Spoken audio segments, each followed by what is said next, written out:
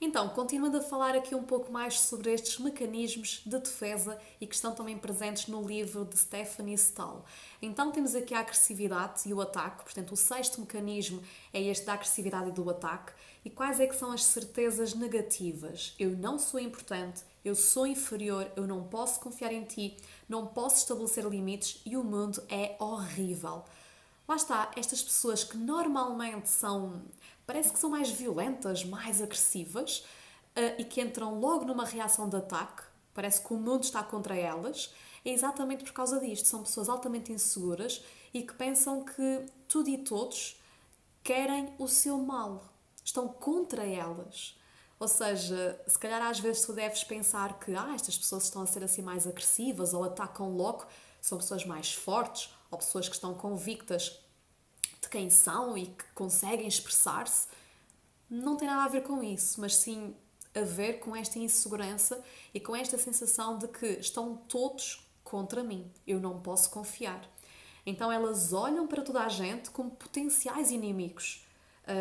Elas, sem filtro, acabam por distorcer aquilo que foi dito e ficam demasiado afetadas por algo pequeno.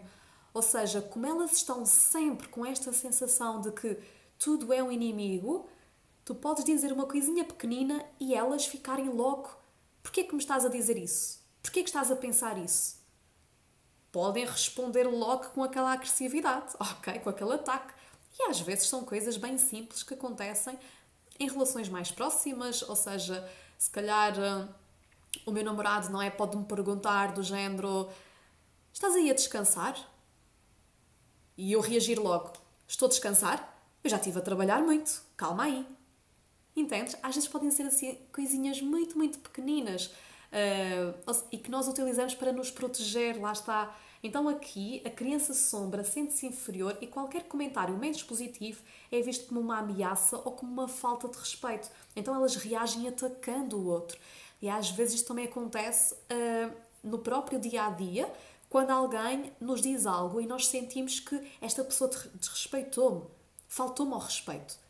E se calhar não, se calhar foi só uma opinião, uma pequena crítica construtiva, mas nós levamos aquilo como uma falta de respeito, como uma crítica negativa e ficamos em modo agressão. E respondemos mal, lá está. Então aqui é importante tu perceberes que, ok, tu podes confiar nas pessoas, tu podes confiar na vida e não tens de ficar sempre pé atrás. Sétimo mecanismo de defesa. Vou continuar a ser criança. Vou continuar a ser criança. Estas são as pessoas que ficam provavelmente na casa dos pais até aos 30 anos ou mais, não é? Ou seja, eu não quero responsabilidades. Ou que se calhar têm aquela sensação de tanto faz ganhar dinheiro ou não. Eu não quero responsabilidades. Eu posso viver às custas de alguém. Então aqui, quais é que são as certezas negativas que esta pessoa acredita? Eu sou demasiado fraca. Lá está. Eu sou fraca. Eu não consigo. Eu sou insignificante. Eu sou dependente. Eu preciso de me adaptar aos outros. Eu não consigo fazer nada sozinha e eu não sou capaz. Então aqui elas confiam que os outros vão ser os seus guias, os seus salvadores. Procuram nos pais, pares, a aprovação para tomarem as suas decisões. Ou seja, nós sabemos que o ideal, quando tu tens uma decisão a tomar, é olhares para dentro, silenciares a tua mente e conectares-te com o teu coração e perceberes qual é que é a minha direção, qual é que é a decisão que eu devo tomar, quais é que são as vantagens, desvantagens, para onde é que eu tenho que ir. Esta é a melhor forma de tu tomares uma decisão, conectares-te contigo, com a tua intuição. Mas muitas vezes, e estas pessoas que têm este mecanismo de defesa, em vez de se conectarem consigo, a primeira coisa que vão fazer é telefonar ao amigo, telefonar à mãe, telefonar ao pai, telefonar aos avós, telefonar a toda a gente, não é? A perguntar o que é que tu achas que eu devia de fazer, o que é que tu achas que seria a melhor decisão para mim. A criança sombra, ela sente-se dependente e muito, muito pequena, com medo de errar e com medo de desapontar alguém. Mas lá está, tu ao colocares a responsabilidade das tuas decisões na mão de outras pessoas, estás-te a prejudicar a ti própria.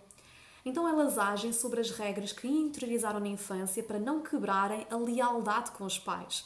Lá está, esta aprovação, esta lealdade que é: oh meu Deus, o que é que seria de mim se eu tomasse uma decisão que fosse contra aquilo que os meus pais querem para mim? Ou que, imaginemos que eles não aprovem as minhas decisões. Oh meu Deus, o que é que seria de mim? Este elo de ligação, o tal vínculo que falamos há pouco, provavelmente seria quebrado, não é?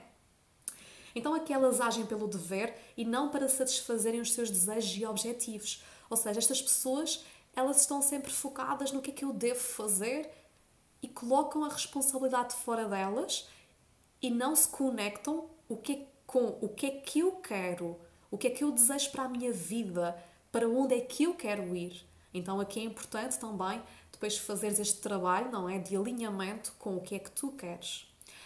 Oitavo mecanismo de defesa: evasão, isolamento e fuga. Quais é que são as certezas negativas? Eu sou demasiado fraca, sou inútil, sou inferior, a solidão é mais segura e eu não consigo fazê-lo. Então, é uma forma de evitarem o conflito porque não têm coragem de enfrentar o conflito. Então, mais vale eu fugir dos problemas, mais vale eu ficar sozinha. Porque se eu estiver sozinha aqui em casa, eu não vou estar em contacto com muitas ameaças, eu não vou estar em contacto com esta sensação de entrar em conflito com alguém. Elas fogem dos seus medos e fragilidades e estão sempre ocupadas. São aquelas pessoas que, por exemplo, trabalham das 9 às 9 da noite, no sentido em que, para fugirem dos problemas, elas ocupam-se. Agora não posso lidar com isso, não posso lidar com isso porque estou ocupada, tenho que trabalhar, ou tenho que tomar conta dos filhos, ou tenho que fazer não sei o quê, tenho que cuidar de alguém. Estão sempre ocupadas a fazer coisas e muitas vezes dispersam a sua energia em ocuparem-se e ocuparem o seu tempo porque não querem se conectar com aquilo que estão a sentir, com os desafios que estão a ocorrer na sua vida neste exato momento, está bem? Então elas pensam que estar sozinhas é mais seguro do que estarem acompanhadas e aqui a criança sombra sentiu que não conseguiu fugir nem defender-se lá na infância, então a única opção foi cortar o contacto e sentir o menos possível. São aquelas pessoas que preferem estar a fazer para não sentirem, não é? Portanto, estas pessoas que têm este mecanismo de isolamento e fuga, elas têm uma grande necessidade de eu vou cortar com o meu sentir, com as minhas emoções, eu não me permito sentir. E nós sabemos que isto não é a melhor forma de tu gerires as tuas emoções. E também aqui nos últimos módulos nós vamos falar sobre inteligência emocional, gerir as nossas emoções, como é que nós podemos lidar com as nossas emoções de forma mais positiva.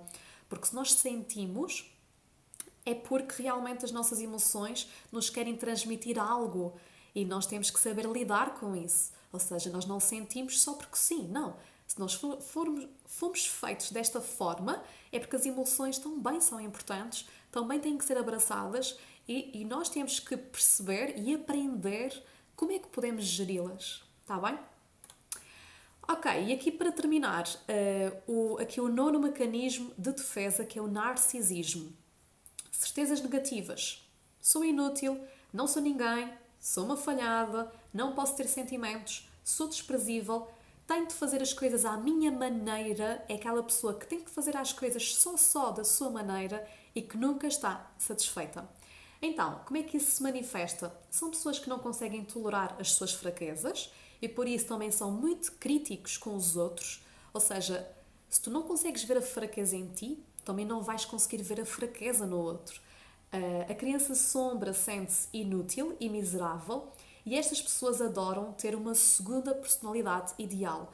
Ou seja, a pessoa pode estar literalmente na merda, desculpa uma expressão, mas é literalmente isso, e para os outros está tudo bem. Está tudo ok. Parece que não se passou nada. Entendes? Conheces alguém assim? Ou tu se calhar desenvolveste esse mecanismo de defesa? Então elas gostam de gabar as suas qualidades, de gabar as suas posses, os seus objetos, aquilo que fazem, porque é uma forma de darem a conhecer ao outro de que está tudo bem, comigo está tudo bem. A criança sombra, ela tem de se sentir compreendida e valorizada independentemente das suas conquistas. Ou seja, lá no fundo, tu sentes que... Lá está, tu sentes que tu não és reconhecida nem amada, nem suficiente, se tu fores tu própria e se sentires as tuas emoções e se fores como tu és, de forma autêntica, com transparência, tu sentes que tens que incorporar uma personagem para seres vista como uma pessoa que tem uma vida ideal ou uma pessoa que tem uma vida perfeita. Normalmente os perfeccionistas também são um bocadinho narcisistas, não é? Portanto, aquela vaidade, a aparência, manter a aparência é muito importante. Então aqui é conectar-te com autenticidade, com transparência, com a vulnerabilidade, para perceberes que tu também podes sentir, tu também podes ser vulnerável. E ser vulnerável não é ser fraca. E aqui o último mecanismo de defesa, que é esconder, representar e mentir. Certezas negativas. Não posso ser assim, tenho de me adaptar, sou má, sou fraca, ninguém gosta de mim e eu sou inútil. Então aqui estas pessoas representam ser algo que não são. Elas representam um papel e escondem-se atrás de uma máscara e não se atrevem a ser autênticas. Então aqui a criança sombra tem medo da rejeição e de ser vítima de algum ataque. Então ela pensa que tem que ser diferente ou que tem mesmo de mentir para ser amada. Então o truque aqui é mesmo ela também se conectar mais com a sua autenticidade. Ou seja, este tipo de pessoas acabam muitas vezes por mentir ou omitir determinadas coisas porque têm medo de não serem aceitos por causa disso. Ou seja, e se calhar tu já ouviste isto na tua infância, uma avó, uma mãe, o que quer que seja, não contes isto ao teu pai. Por exemplo, não é? Do género, parece que aquilo é algo grave, parece que é algo mau, então eu tenho que evitar contar mais sobre isto para que a outra pessoa não me veja como alguém má ou para que a outra pessoa não deixe de gostar de mim. Então eu vou contar uma mentira, eu vou disfarçar, eu vou representar, não é? Eu vou esconder algo para que a outra pessoa continue a gostar de mim, ok? Eu tive muito esta sensação, por exemplo, com o meu namorado, em que, como tu sabes e já deves ter visto no site, eu também faço consultas de tarot. Então, eu sempre quis esconder o tarot do meu namorado. Ou seja, no início eu comecei a fazer tarot, comecei a ter a minha formação, não é? Eu tive formação em tarot e comecei depois também a fazer mais às minhas amigas mais chegadas, a mim própria. Mas eu tinha um grande receio em contar-lhe mais sobre isso. Porquê? Porque na minha infância, tudo o que era relacionado com estas práticas mais energéticas, não é? Ai, o ocultismo, ai, as bruxarias, era assim uma coisa muito tabu, não é? E hoje em dia eu sei que não tem nada a ver com isso.